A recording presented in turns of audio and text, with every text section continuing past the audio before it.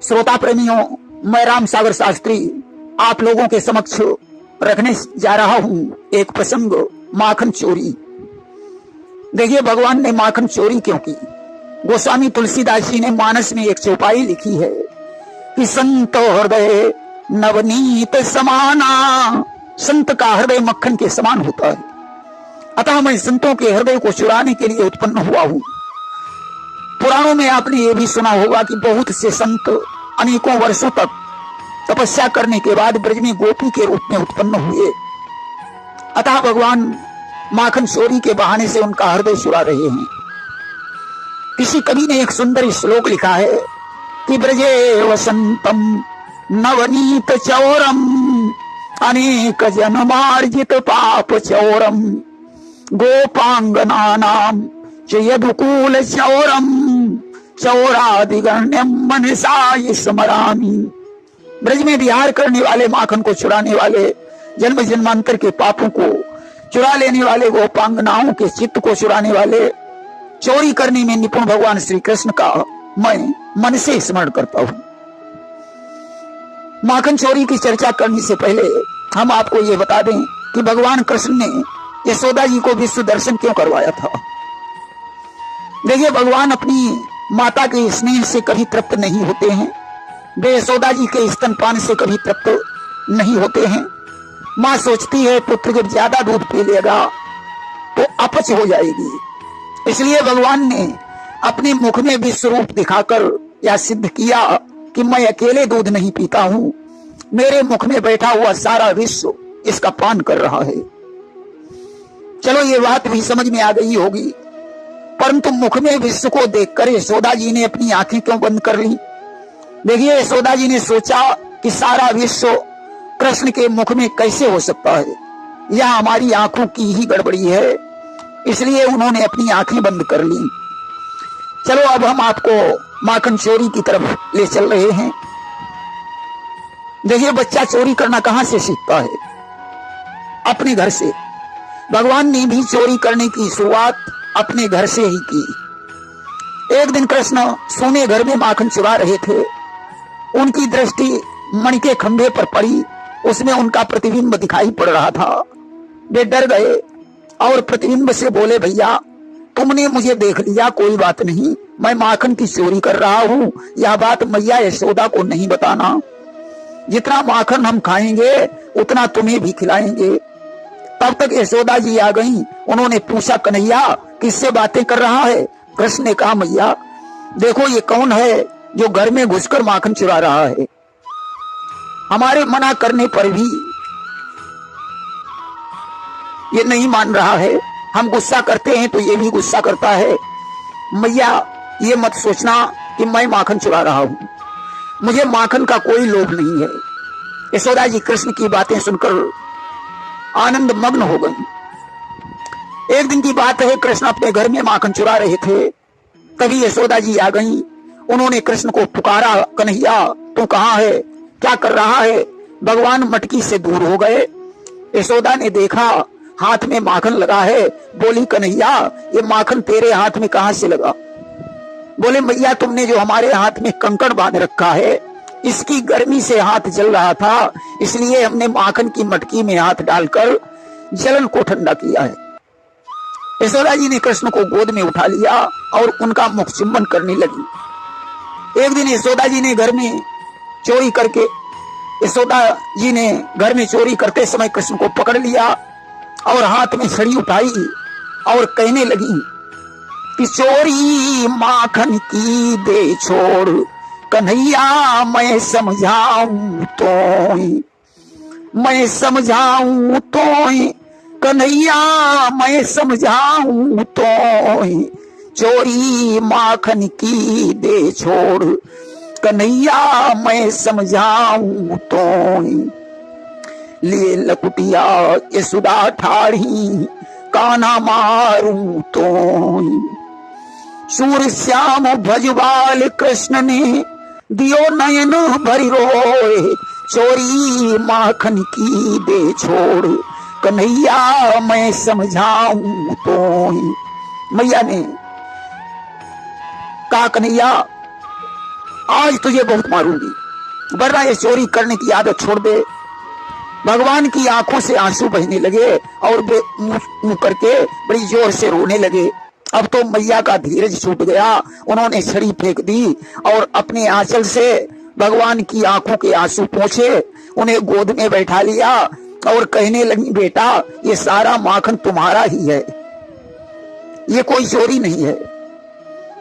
देखिए गोपियां रातों में जाग जाग कर प्रातःकाल दही मथकर माखन निकाल कर छीके पर रख देती थी और भगवान के आने की प्रतीक्षा करती थी कि कृष्ण किसी बहाने से मेरे घर आए और माखन खा जाएं।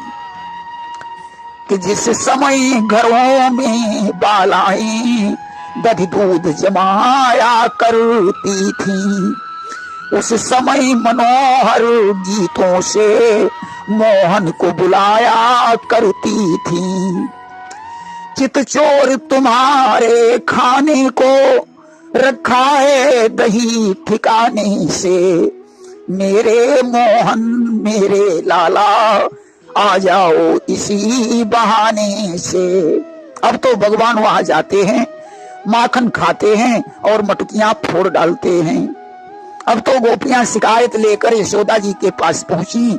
उन्होंने कहा, मैया तेरा ये कन्हैया बड़ा ढीठ है, बालापन में ही इसने चोरी की धूम मचा रखी है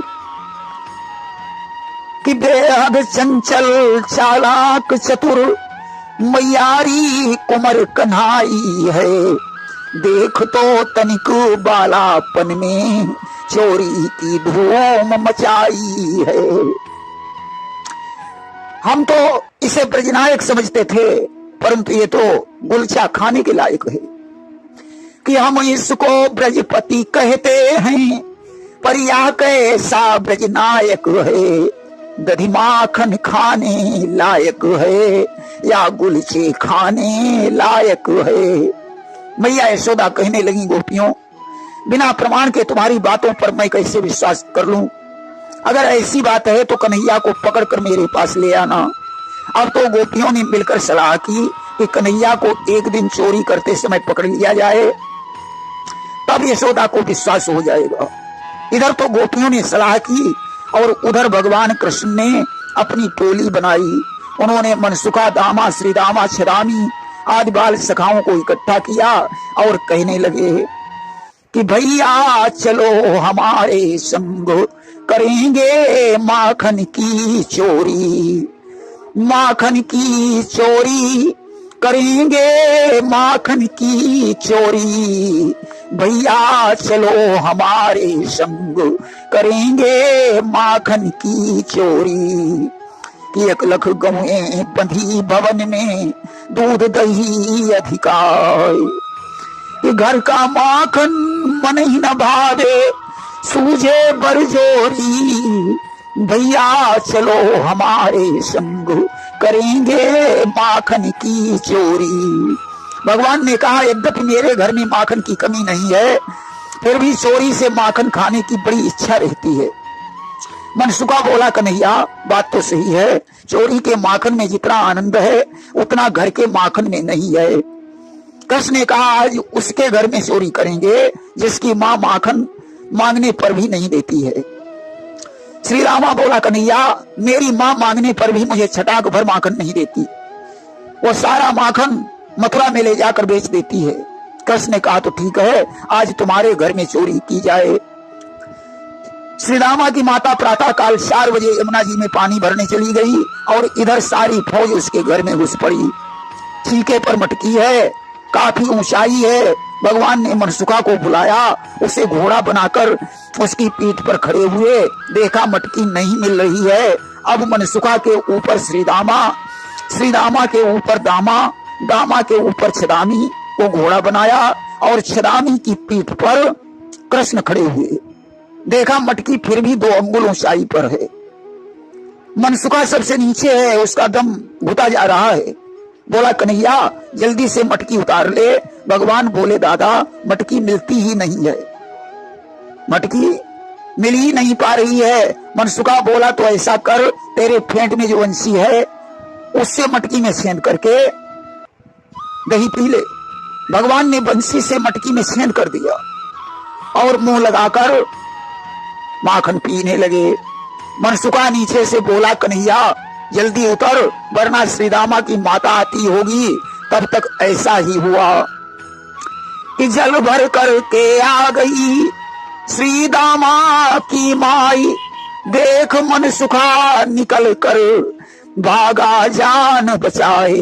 तब तक श्रीदामा की माता जल भर कर आ गई। अब तो मनसुखा ने ज्यों उसे देखा निकल कर भाग खड़ा हुआ।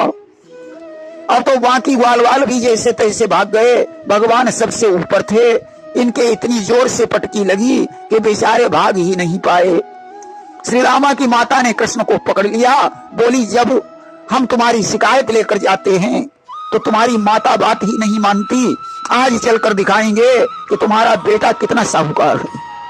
उसने कृष्ण का हाथ पकड़ा और यशोदा जी के पास लेकर चल पड़ी। आज 2.5 हाथ का घूंघट मारे हुए गोपी कन्हैया को लिए जा रही है। श्रीदामा ने देखा कि आज कन्हैया पर मार पड़ जाएगी। उसने कृष्ण को इशारा किया कि ऐसा कर कन्हैया, तुम मेरा हाथ पकड़ा दे और यहाँ से भाग जा। कृष्ण ने संकेत में कहा, तो तेरे ऊपर भी तो मार पड़ेगी। श्रीदामा बोला, मेरे ऊपर तो मार पड़ती ही रहती है, परंतु तू कभी फूल की छड़ी से भी नहीं छुआ गया, इसलिए मुझे तेरी चिंता है। कृष्ण ने कहा, गोपी ऐसा करो, मेरी ये बाह छोड़ दो, दूसरी वाली बाह पकड़ लो। इस बाह में दर्द होने लगा है। अब तो दूसरी बाह के बहाने से भगवान ने श्रीदामा का हाथ पकड़ा दिया और वहां से भागकर घर पहुंच गए। यशोदा जी से बोले, मैया देखो गोपियां रोज झूठी शिकायत लेकर आती हैं। अभी अभी मैंने एक सपना देखा कि एक गोपी नाटक बनाए हुए मेरी शिकायत लेकर आ रही है। यशोदा ने कहा, बेटा तुम चिंता मत करो, हम गोपी से निपट लेंगे। तब तक गोपी ने द्वार पर पहुंचकर आवाज लगाई, मैया, ओ यशोदा मैया, जरा दरवाजा खोलो, देखो मैं तुम्हारे लाला को पकड़ करके लाई हूं। कृष्ण ने यशोदा से कहा, देखो मैया, मैंने जो सपना देखा वो सत्य हो गया, गोपी शिकायत लेकर आ गई। यशोदा जी ने ज्यों दरवाजा खोला, हंसकर कहने लगी, गोपी क्या तेरा दिमाग खराब हो गया? अपने बेटे को पकड़ कर ले आई है और कन्हैया का नाम रख रही है। चोरी तेरा बेटा करता है और इल्जाम मेरे बेटे पर लगाती है। यशोदा ने हंस कर कहा, आली घूंघट टाल, देख तनिक मुंह खोल कर, है यह किसका लाल। अब तो गोपी ने जो घूंघट हटाया, देखा श्रीदामा है। बोली, अरे मैं तो कन्हैया को पकड़ कर चली थी, वो कहाँ भाग गया? श्रीदामा से बोली, तू बीच में कहां से आ गया? उसने कहा, मैं तो शुरू से ही बीच में था। गोपी ने शपथ मारकर श्रीदामा को भगा दिया। श्रीदामा हंसता हुआ घर चला गया। इधर गोपी सौगंध खाकर कहने लगी, मैया मैं यमुना की सौगंध खाती हूं, मैंने जब पकड़ा था तब कन्हैया था। कि मैया साक्षी गोधन की है, सौगंध मुझे यमुना की है। यह जो कुछ भी तुम देख रही, सब मोहन की चालाकी है। मैया ये सब तुम्हारे कन्हैया की चालाकी है। उसने अपना हाथ छुड़ाकर मेरे बेटे का हाथ पकड़ा दिया। मैया ने कन्हैया से कहा, कन्हैया ये आश्चर्य की बात है, तुम भले घर के बेटे होकर चोरी करते हो, तुम्हारे घर में 1.25 लाख गायें हैं, फिर भी तुम दूसरे का माखन चुराते हो। कि अचरज है एक भले घर का बेटा यूं नाम कमाता है, जिसके घर 1.25 लाख गायें वह छाछ पराई खाता है। कृष्ण ने कहा, मैया ये गोपियां स्वयं मुझे बुलाती हैं, जब मैं इनके घर जाता हूं तो ये शिकायत लेकर आती है। ये कभी माखन देने के बहाने से हमें नाच नचाती है, कभी माखन की मटकी से चींटियां बनवाती हैं। अगर मैं इनकी बात नहीं मानता हूं तो ये गुलचों से मुझे मारती हैं। अब तो भगवान की बातें सुनकर गोपी हंसने लगी। यशोदा जी समझ गई ये सब गोपियों का प्रेम है, उल्हनों का बहाना है। इस तरीके से भगवान ने माखन चोरी करके गोपियों के हृदय को आनंदित किया। एक दिन की बात है, भगवान कृष्ण बलराम आदि ग्वालों के साथ खेल रहे थे और उन्होंने मिट्टी खा ली। व्यास जी लिखते हैं कि एकदा क्रीडमानास्ते रामाद्याः गोपदारकाः कृष्णो मुदं भक्षित्वा नीतिमात्रे निवेदयन् कि खेली रहे हरि संग सखा और खाई रहे भरी भरी मोह माटी। ग्वाल वालों ने जाकर यशोदा को बताया कि कन्हैया ने माटी खाई है। मैया ने हाथ में संटी उठाई और कन्हैया की बाह पकड़कर बोली, कन्हैया क्या तूने मिट्टी खाई है? कि ग्वाल अनयान कही सुखदानी रिसाई के माँ तू कहे लई साटी। कृष्ण ने कहा, मैया मुझे माखन नहीं, मुझे मारना नहीं, मेरी बात पर विश्वास करो कि श्याम का मां मारो मती और विश्वास करो भ्रम की तजगाठी कि झूठ सखा बोलई सिगरे और ले सऊह चहे हम खाई न माटी। ये जितने सखा हैं सभी झूठ बोल रहे हैं। अगर तुम्हें मेरे ऊपर विश्वास नहीं है तो सौगंध ले लीजिए कि ना हम भक्षितवानम्ब सर्वे मिथ्याभिशंसिना, हमने कोई माटी नहीं खाई। ये सारे सखा झूठ बोल रहे हैं। यशोदा ने कहा, कन्हैया तेरे मुंह पर माटी लगी है, जरा मुंह खोल कर दिखा। अब तो ज्यों भगवान ने अपना मुंह खोला, मुंह में सारा ब्रह्मांड दिखाई देने लगा कि अगणित रवि शशि शिव चतुरानन और बहुगिरी सरित सिंधु मही कानन। अनगिनत सूर्य चंद्रमा, अनगिनत पर्वत, अनगिनत समुद्र, तमामों ब्रह्मा तमामों शंकर भगवान के मुंह में दिखाई पड़े। यशोदा जी आश्चर्य में डूब गई, क्या मैं स्वप्न देख रही हूं या देव माया है, अथवा हमारी बुद्धि का भ्रम है, या ये बालक सिद्ध योगी है। भगवान ने अपनी वैष्णवी माया का संचार करके यशोदा के हृदय से इस घटना को भुला दिया। वे सारी घटना भूलकर पुत्रवत स्नेह करने लगी। देखिए भगवान ने माटी क्यों खाई? भगवान ने सोचा कि मुझ में सतोगुण है, आगे बहुत से रजोगुणी कर्म करने हैं, इसलिए मुझे रज का संग्रह करना चाहिए। नंबर 2, पृथ्वी का एक नाम क्षमा है। भगवान सोचते हैं ग्वाल वाल मेरे साथ खेलते हैं, उनसे अपराध भी हो सकता है, इसलिए मुझे क्षमा का गुण धारण करना चाहिए। नंबर 3, पृथ्वी का एक नाम रसा भी है। भगवान ने सोचा कि माखन का स्वाद लेकर देख चुका हूं, अब रसा का स्वाद लेकर देखें। नंबर 4, भगवान ने सोचा कि इस अवतार में पृथ्वी का उद्धार करना है, इसलिए पृथ्वी का कुछ अंश दुजों यानी दांतों को दान कर देना चाहिए। नंबर 5, कृष्ण ने सोचा कि ब्राह्मण सात्विक कर्म में लगे हैं, उन्हें असुरों के संहार के लिए राजस कर्म भी करने चाहिए। या सूचित करने के लिए उन्होंने दुजों यानी दांतों को रज से युक्त किया। नंबर 6, पहले विष भक्षण किया था, अब मिट्टी खाकर उसकी दवा कर रहे हैं। नंबर 7, पहले माखन खाया, गोपियों के उलाहना देने पर माटी खा ली जिससे मुंह साफ हो जाए। नंबर 8, भगवान कृष्ण के उदर में रहने वाले कोट कोट ब्रह्मांडों के जीव ब्रजरज के लिए व्याकुल थे, इसलिए उन्होंने मिट्टी खाई। नंबर 9, भगवान अपने भक्तों की चरण रज मुख द्वारा अपने हृदय में धारण करते हैं। नंबर 10, मिट्टी खाना छोटे बच्चों का स्वभाव होता है। अब प्रश्न आता है कि मिट्टी खाने के बाद भगवान ने यशोदा जी को संपूर्ण विश्व अपने मुंह में क्यों दिखाया? भगवान ने यह सूचित किया कि अगर मैंने मिट्टी खाई तो संपूर्ण विश्व ने खाई, फिर अकेले मेरा नाम क्यों लिया जा रहा है? भगवान ने अपना मुंह क्यों खोल दिया? भगवान ने सोचा पहले जब मैंने मुंह खोला तो माँ ने अपनी दोनों आंखें बंद कर ली थी, आज भी जब मुंह खोलूंगा तो भी दोनों आंखें बंद कर लेंगी, इसलिए उन्होंने अपना मुंह खोल दिया। इसके आगे भगवान को यशोदा जी ने एक दिन ऊखल से बांध दिया। ऊखल बंधन के बहाने भगवान ने यमलार्जुन का उद्धार किया। एक दिन की बात है, कोई फल बेचने वाली स्त्री नंद जी की गली में आकर आवाज लगाई कि फल ले लो। अब तो उसकी आवाज ज्यों कृष्ण के कान में पड़ी, उन्होंने फल खरीदने के लिए छोटी सी अंजलि में अनाज भरा और फल लेने के लिए दौड़ पड़े। उनका सारा अनाज रास्ते में ही बिखर गया। फल वाली ने देखा कृष्ण की अंजलि में एक भी दाना नहीं है, फिर भी उसने दयावश फलों से भगवान की अंजलि भर दी। भगवान ने उसकी टोकरी रत्नों से भर दी। उसने देखा फलों की जगह टोकरी हीरा मोतियों से भरी है। वह प्रसन्नता पूर्वक अपने घर चली गई। इसके बाद नंद बाबा आज बड़े बूढ़ों ने देखा कि इस महावन में बड़े बड़े उत्पात होने लगे हैं। तब सभी ने मिलकर वृंदावन में रहने का विचार किया। प्रेम से बोलिए वृंदावन बिहारी लाल की जय।